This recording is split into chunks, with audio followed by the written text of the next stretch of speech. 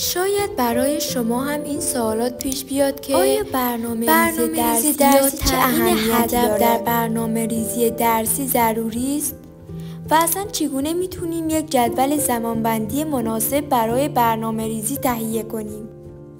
باید بگم که انجام برنامه‌ریزی در هر زمینه‌ای درصد موفقیت شما رو دوچندان میکنه، به شرط اینکه برنامه شما منطقی قابل اجرا باشه.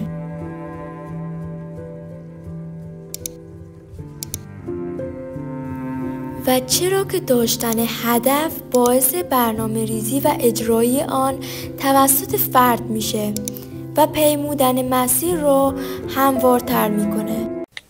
قبل از هر چیزی اول برنامه‌ها باید به صورت هفتگی بنویسیم، نه روزانه.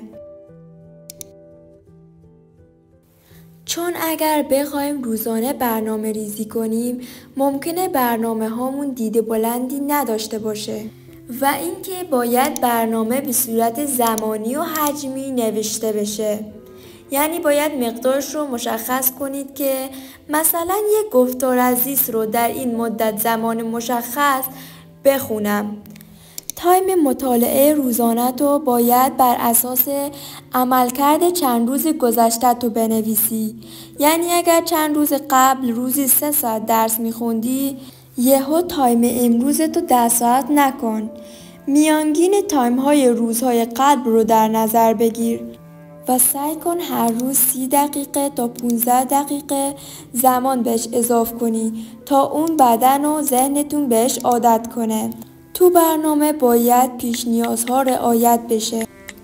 تو حتما باید مرور رو توی برنامه داشته باشی و زمان مرور رو بذارید آخر شب. حدود 15 دقیقه تمام مطالبی که در طول روز خوندید رو مرور کنید و دوباره آخر هر هفته مطالبی که در کل هفته خوندی رو مرور بکن. و بحث بعدی اینه که درس‌های حفظی مانند زمین‌شناسی و غیره اینا رو نزدیک به روز آزمون بخون و درس‌های فرمولی تر هستن مانند ریاضی و فیزیک اینا رو همون اوایل بخون و در برنامه بازه جبرانی بذار. 1 یا 2 تا پارت خالی بذار. شاید برات مشکلی پیش بیاد نتونی برنامه رو کامل اجرا کنی و توی پارت‌های خالی اون برنامه‌هایی که نتونستی کاملش کنی رو جبران کنی. قدم اول از اصول برنامه ریزی اینه که لیستی از کارهایی که قراره انجام بدی رو تهیه کنی. قدم دوم طراحی جدول زمانبندی که یکی از مهمترین قسمت‌های برنامه ریزی است. حالا میتونید این جدول رو خودتون رسم کنید یا که آماده از یک جای دریافت کنید. فقط یادتون باشه که باید مختص به کار خودتون باشه. قدم سوم اینه که اولویت‌های خودتون رو مشخص کنید.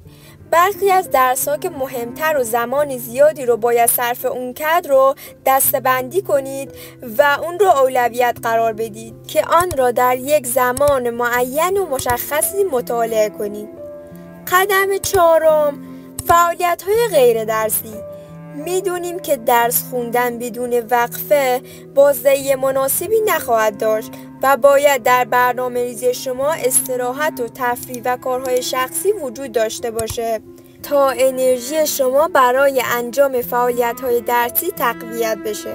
قدم پنجم بررسی وضعیت بازه‌های زمانی 1 هفته یا 1 ماه رو در نظر بگیرید. وضعیت خود را از لحاظ پیشرفت یا پسرفت در پیروی از برنامه‌های فعلی بررسی کنید و انجام این کار باعث میشه که از لحاظ ضعف و قوت خودتون رو شناسایی کنید و برای بهتر کردن عملکرد خود تلاش بیشتری داشته باشید.